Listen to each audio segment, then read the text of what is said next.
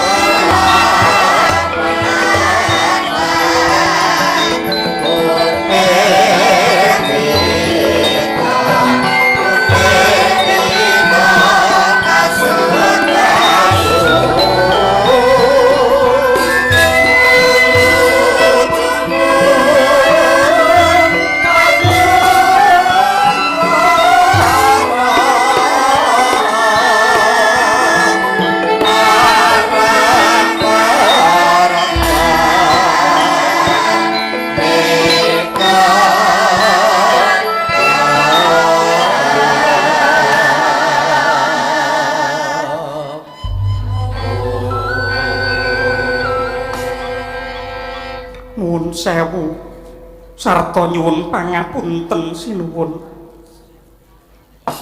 Kula ngrumaosi bilih ingkang garwa ingkang anjalari sungkawaning penggalih paduka.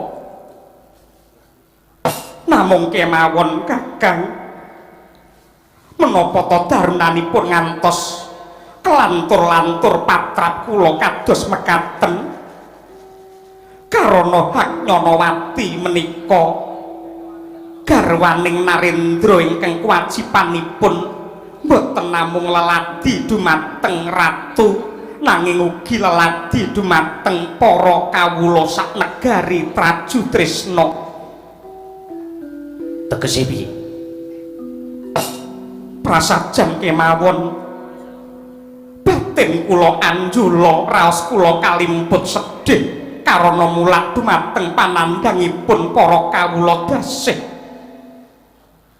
sampun cetha bilih negari Trajutresna menika kabawah kaprintah merdika nanging sakhandhaping negari Ndarawati mestinipun paduka ugi menggalih bilih sampun kesangeten negari Ndarawati anggenipun jiret sarta anjarah rayah bandanipun tiyang Trajutresna ingkang arupi asil bumi kencana lenga lan sanes-sanesipun menika hak wewenangipun Trajutresna ingkang kedahipun saged ambekta dumateng para kawula Trajutresna gesang kebak kamulyan lan kesugihan ning nyatanipun sedaya kala wau kandhek wonten ing pangimpen lan pengangen-angen karana kasugihanipun Trajutresna namung kangge mulyakaken tiyang Ndarawati.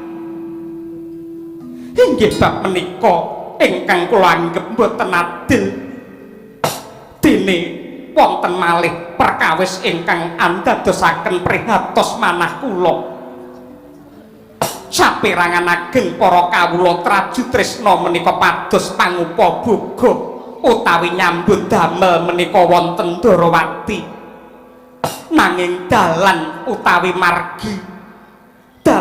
margi saking Trajutresna ngantos Ndarawati boten wonten ingkang sae. Sedaya menika risak lan bebayani sampun makaping-kaping tiyang Trajutresna nyandung bebaya ing marga alit sakit agengipun pejah karana margi utawi dalan ingkang risak nanging babar pisan boten pikantuk kawigatosan saking para pamarentah.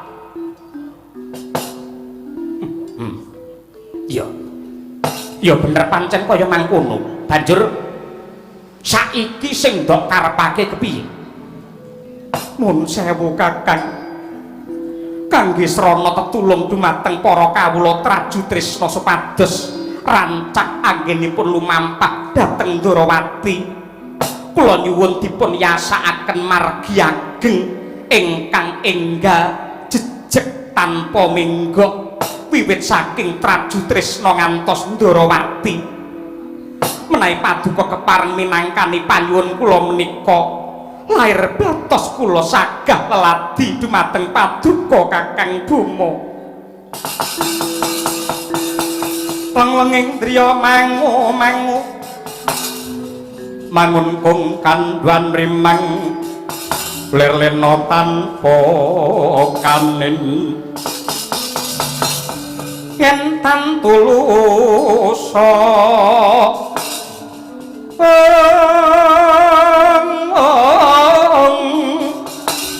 mengku sang Dyah Utama mangkono Sri Narendra us nyolon anggrarapa jagat Dewa Bathara ya jagat mangestu Kara garwanipun Kakang Yayi Haknyanawati kaya mangkono kuwi tekadmu anggonmu kepingin mulyakake para kawulamu Traju Trisna nanging ngene ya Yayi ngerti ya panyuwunmu ingkang kaya mangkono kuwi langka bisane kelakon tangeh bisane kasembadan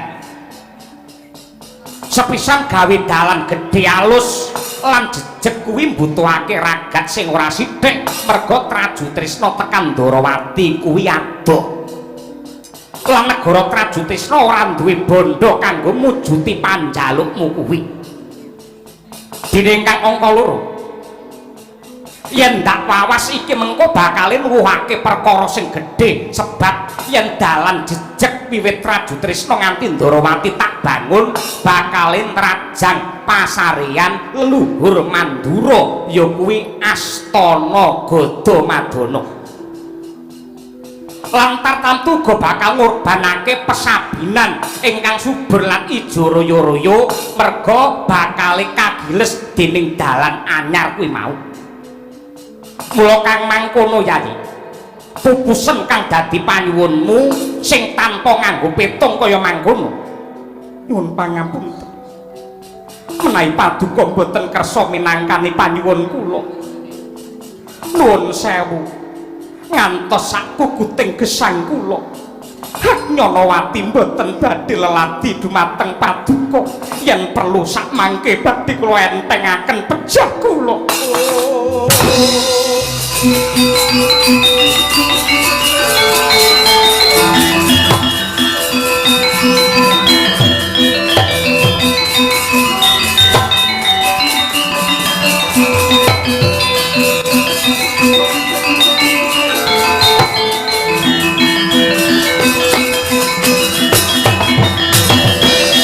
Menapa ta mirahing sun prihatin waspa gumijil tuhu tahatan po karya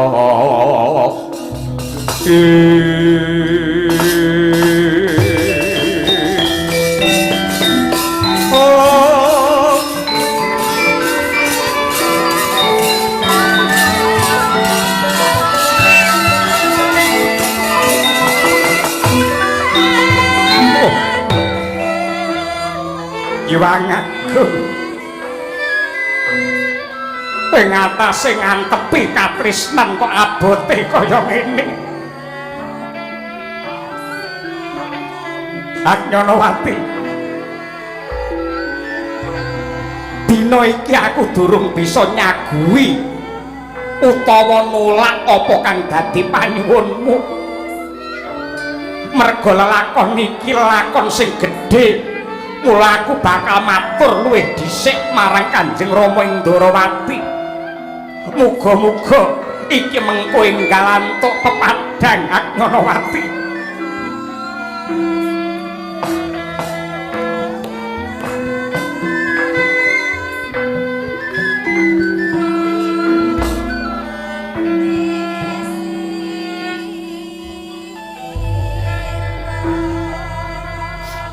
wong ayu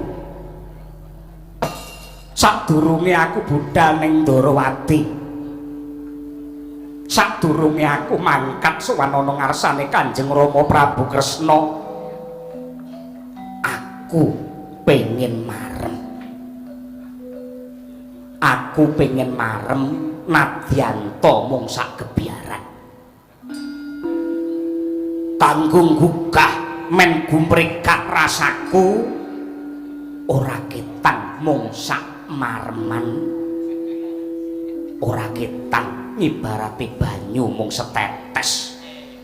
Aku kepengin ngokok banyune tresna. Aku pengen karonsih karo kowe, tak nggo sangu budhal ning Ndarawati. Aku iki ratu ning wis 3 taun ora nyingga wong wedok.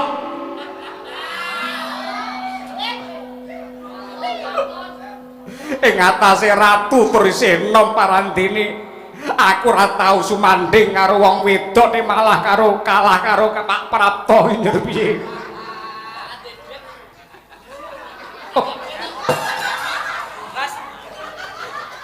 Lambene sik apa-apa kalah karo dhuwit. Tambanana brantaku. Nadyan iki wulan suci, yen bengi kuwi kena. Ya. Yen bengi kuwi kena. Mengko sak rampunge dahar. Wanci esuk mengko bisa sesuci. Tambanana brantaku, aku pengen sare sedila kanthi abebantal sing nyengkir gading, ageguling wentis kuning.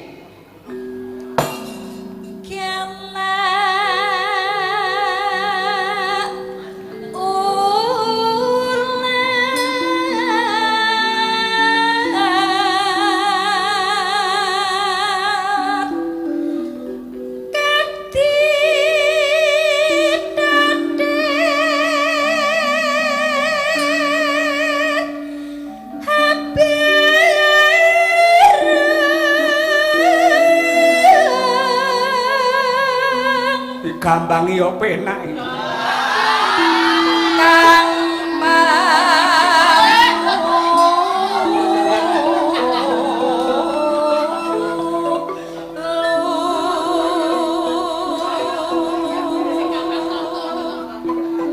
alus manis mawe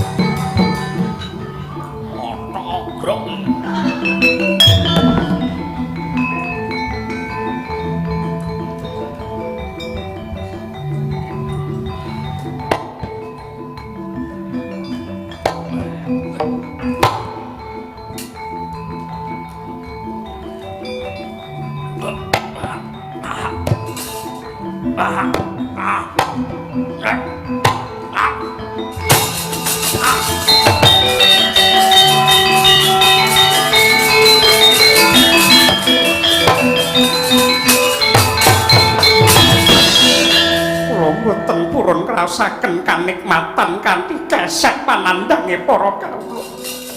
Yen tega paduka cumbana kaliyan kula, rampung ing cupon cumbana kula badhe kendhat tali murda. Wah! Wah!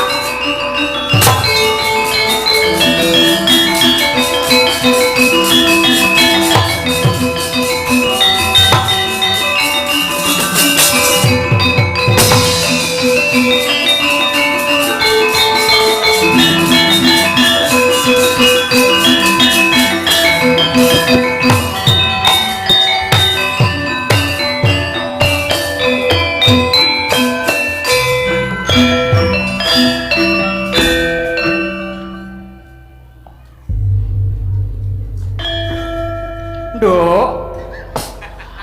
Ana apa, Mak? Sowan ning ndi iki, Nok? Iki sowan ana laladane dhewe disane dhewe. Mapan ana ing monumen Tin Soeharto Njaten Karanganyar. Ngono? Iya. Dalam rangka apa, Nduk? Iki acara safari budaya bulan Ramadan sing didukung dening para-para ing antarane ya kuwi Bapak Haji Muhammad Suprapto Santoso, Bapak Kiai Haji Gunarto Gunatali Jendro, apa dene Bapak Poniran Niti Laksana utawi Yuwana. Matur nuwun. Tanpa panjang kuyunge para-para kuwi malmoka bisa mawujud pahargyan kaya bengi iki. Iya. Ngaturke panglipur sawetara, Mak. Apa sing lagi tren wae tur sing seger mergo sik yahene. Upamane ya kuwi lagu Sambung Wanci Dalu. Kuwi laras petot Pak. Belok. Njur sing nembang tak nyuwun pambiyantu karo Mbak Umi Hafifah. Oh ngono. Iya. Ya diaturake sing kepenak, muga-muga bisa kanggo srana panglipur. Iya. Sing langit kelap-kelap katon ira kincanging alit. Risang maweh andrung.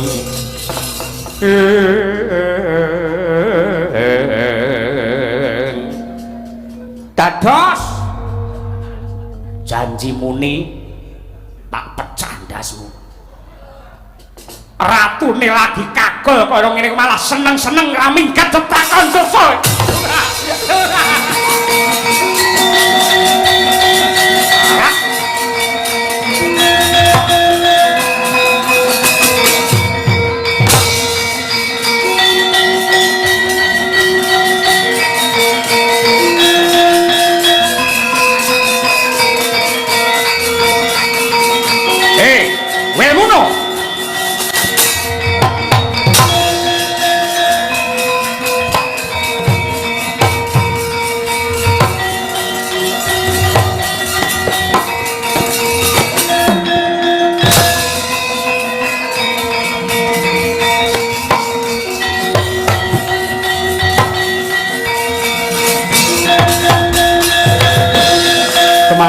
Anggro sesumbar lindhu getar bumi gunjing kumaludha guntur keatup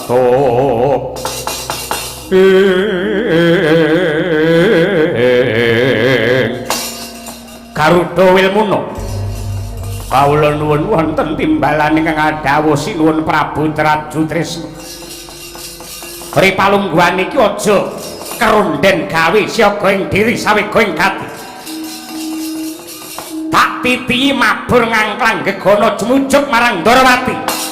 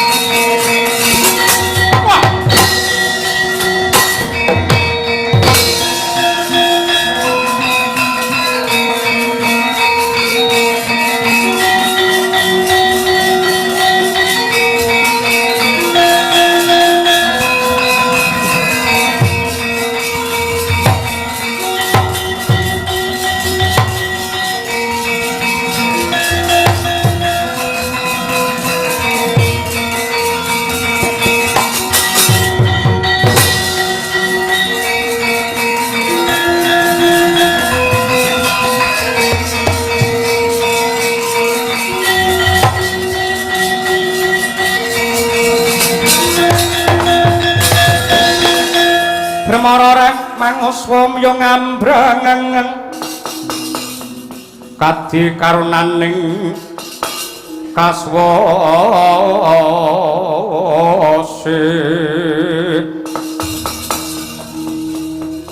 ning marga memeh latkung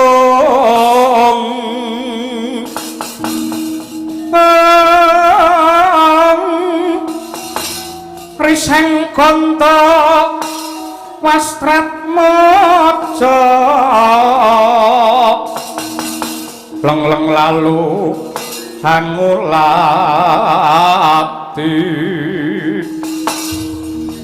surya mangrang sang wayah kumyos hamara wayan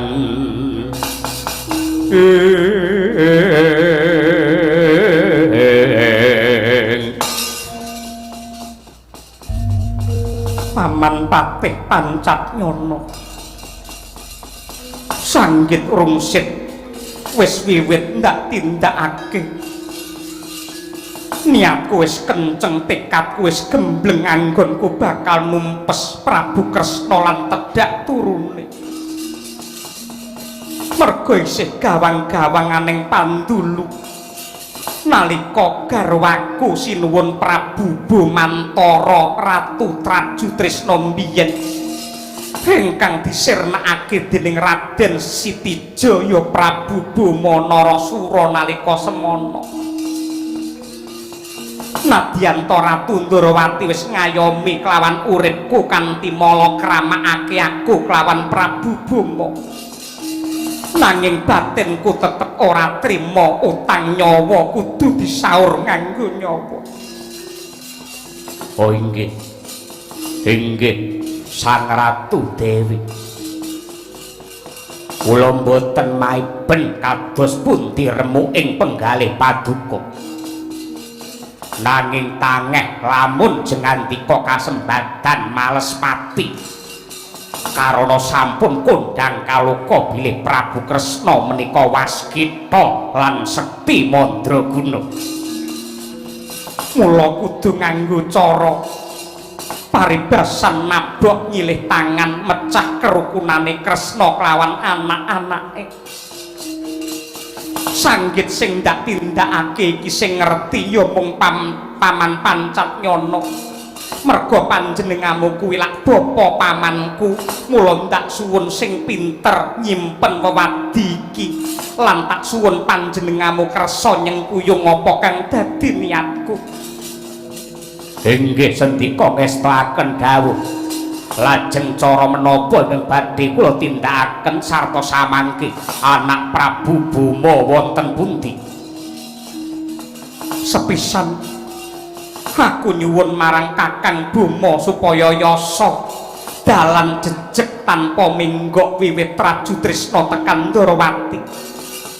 Pancen tak ajab iki dadi perkara merga dalan mau bakal rajang lan ngrusak astana Gadamadana. Kuwi sing tak nggodhak-dakane perkara. Ingkang siji ngajab Prabu Kresna supaya muntap utawa nesu angka loro ngarah patine putra Ndarawati ingkang disebratake ya kuwi Bambang Gunadewa. Dina iki Kakang Bima tindak mring Ndarawati bakal nyengkuyung lan nyuwun palilah marang Prabu Kresna lan aku bisa nggambarake mesti wae Prabu Kresna ora bakal nyarujuki. Mula aku nyuwun senjata pitulungan marang Paman Pancatnyana prentahna Prawadya Bala Traju Trisna. Wiwit dina iki gawe dalan kanthi ngrusak astana Gadamadana kandha yen iki perintah saka Prabu Bima. Kunjing langit kelap-kelap katon kincanging alit Risang maweh kandrung sabarang kadulu waladala hendika ngestokaken dawuh lajeng sanggit menapa malih ingkang badhe dipun tindakaken cara ingkang angka loro. Aku bakal gawe rekayasa ngganggu rasane satriya parang Garuda Atmajane Kresna ya kuwi Raden Samba. Caranipun kados pundi? Yen Samba kelakon ambruk ana pangkon kuwi iki mengko lakone saya rame.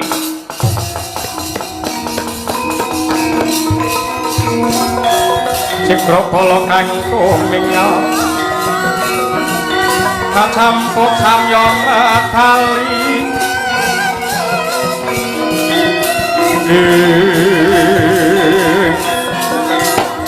lor kadek wilateng kotok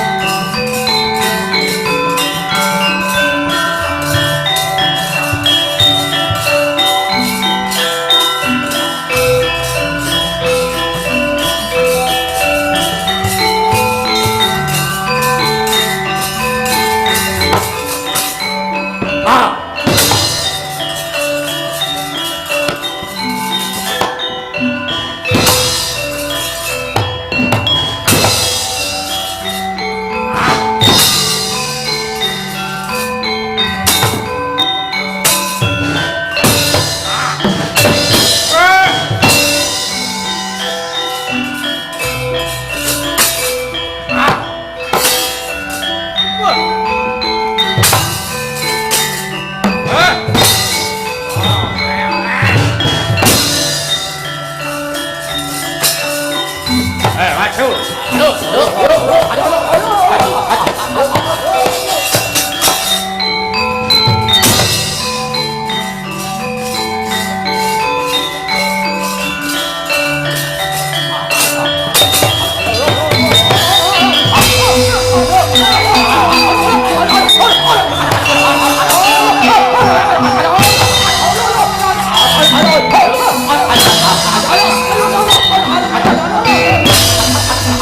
Ayo, rusak Astana Gadamadana, dirusak, dirusak.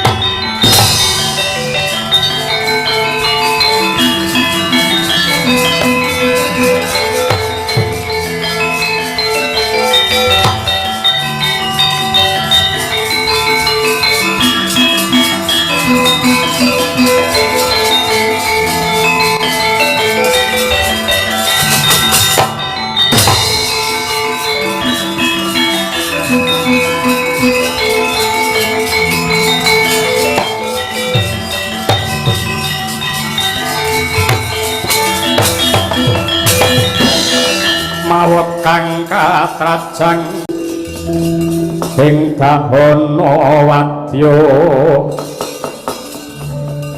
sangkep kaprabon prang kang Abramarkata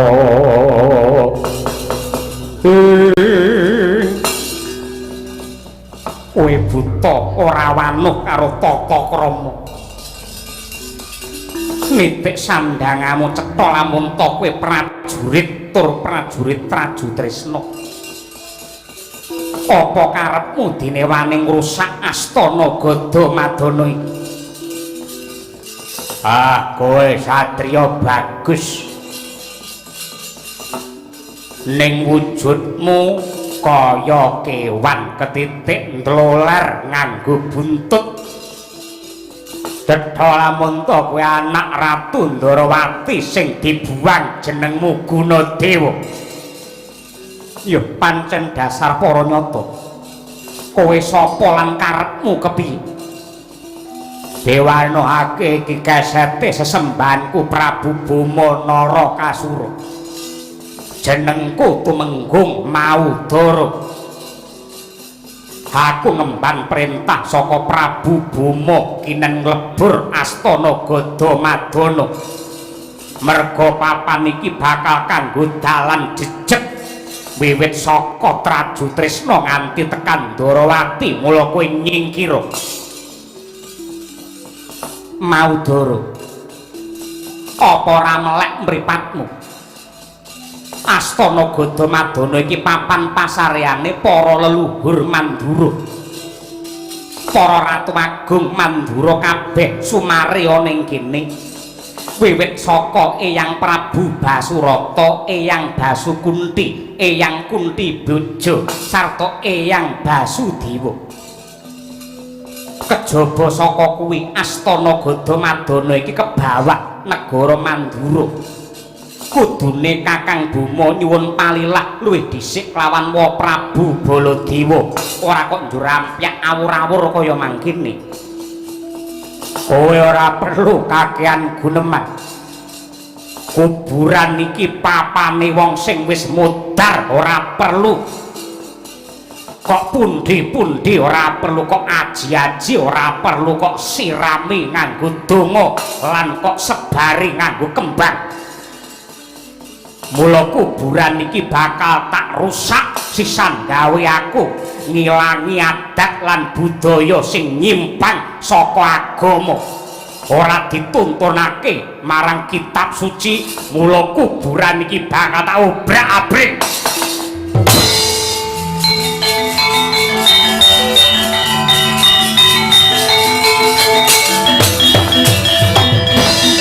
Setan alas mingkemo lambemu. Aku wis niteni marambah makaping-kaping saben-saben ana wong manca sing teka ana ing kene mesti arep ngrusak adat lan budaya kanthi gaman utawa payung agama. Janji kowe ora nyingkir kelakon glundung sirahmu. Agibeng dengkleh-dengkleh.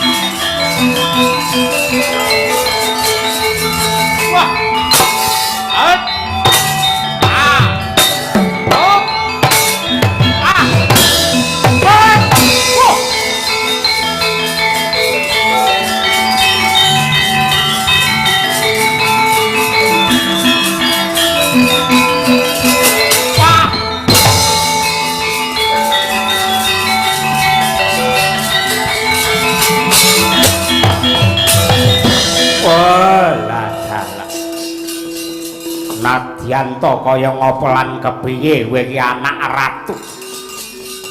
Mula raketang mung sak propirane mesti duwe kluwihan, duwe kadigdayan Gunadewa.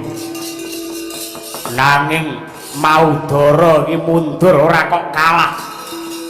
Kowe jen tanpa ruwang ibarat iwak kecemplung wuwu. Kutuk marani sunduk, ula marani gepuk. Wadya Bala Traju Tresna dikroyok nganti hak modare Gunadewa. Yo.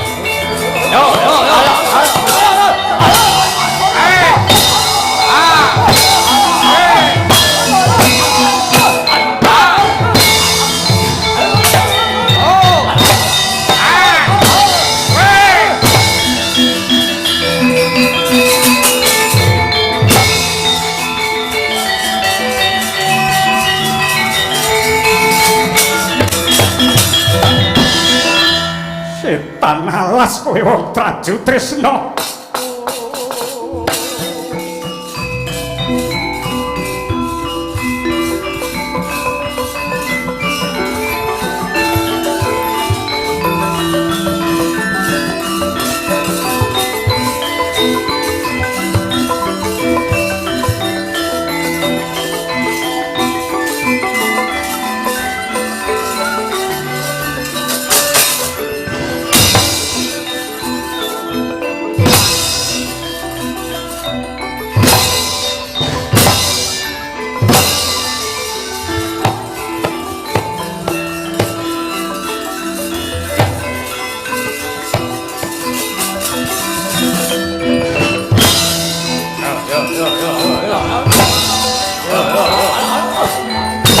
Siji, loro, telu.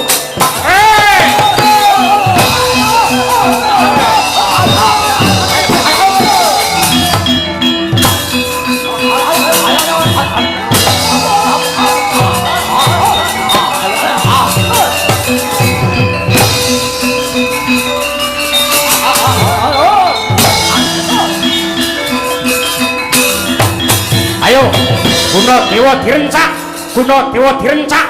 Anak ratu parandene kaya keten duwe buntut, pateni bareng. Setan kuwi setan. Yo.